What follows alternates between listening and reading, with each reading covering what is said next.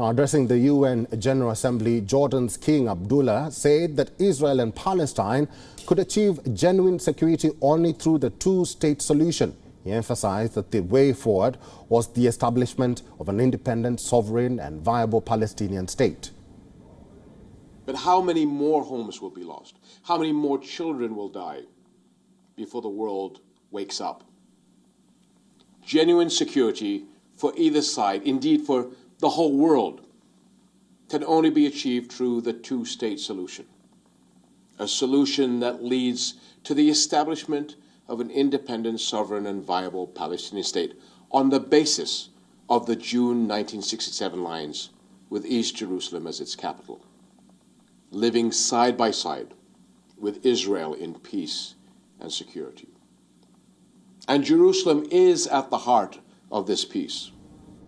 Recalling this year's Gaza clashes in his speech before the UN, the Jordanian king said that the conflict was a reminder that the status quo is unsustainable. More than 250 people were killed in Gaza in the war in May. Most of the casualties were civilians, including dozens of children and women. Over 4,000 homes in Gaza were destroyed or severely damaged during the 11-day-long war. King Abdullah II also called for the continued support of the UN to assist millions of Palestinian refugees.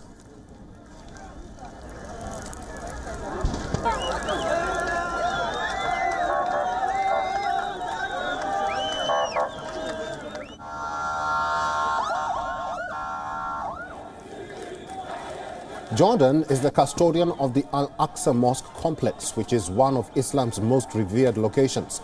It was the epicenter of the May clashes in which over 300 people were injured. Violent confrontations took place between Israeli security and Palestinian worshippers during the last days of the Muslim fasting month of Ramadan. The holy site has been a frequent flashpoint for Israeli-Palestinian conflicts. It was also the site of the second Palestinian uprising that began in September 2000.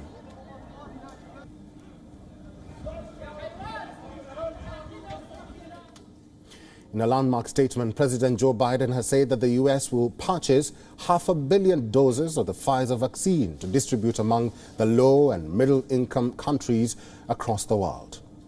The United States is buying another 500 million doses of Pfizer to donate to low and middle-income countries around the world. This is another 500 million doses that will all be shipped by this time next year. And it brings our total commitment of donated vaccines to over 1.1 billion vaccines to be donated. Making a pledge, Biden said that the United States is committed to offering 3 jabs to the world. For every shot administered in America, the U.S. president made the statement during his COVID-19 virtual summit, a push to end the pandemic on the sidelines of the UNGA. The aim of the summit is to bring together world leaders, health professionals and NGOs with a singular message to end the pandemic by the year 2022. With Biden's latest announcement, U.S. vaccine commitment stands now at the 1 billion mark. In his address, Biden also said that Quad grouping is on track to meet its goal of producing 1 billion jabs by the end of 2022. All these vaccines are being produced in India, the world's biggest vaccine manufacturer. We're working with partner nations, pharmaceutical companies and other manufacturers to increase their own capacity and capability to produce and manufacture safe and highly effective vaccines in their own countries. For example, our Quad partnership with India, Japan and Australia is on track to help produce at least 1 billion vaccine doses in India to boost the global supply by the end of 2022. Joe Biden also called on world leaders to come forward and donate COVID jabs to those in need, reiterating his stand on vaccines being the only way out of this pandemic. And the United States is leading the world on vaccination donations. We need, as we're doing that, we need other high-income countries to deliver on their own ambitious vaccine donations and pledges. That's why today we're launching the EU-US vaccine partnership to work more closely together and with our partners and expanding global vaccinations.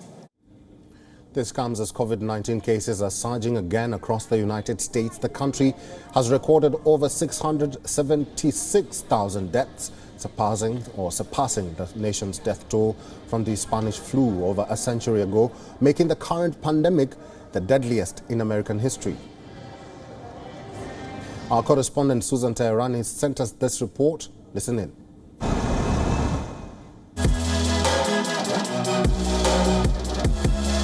WION-USA Direct from New York with Susan Teherani.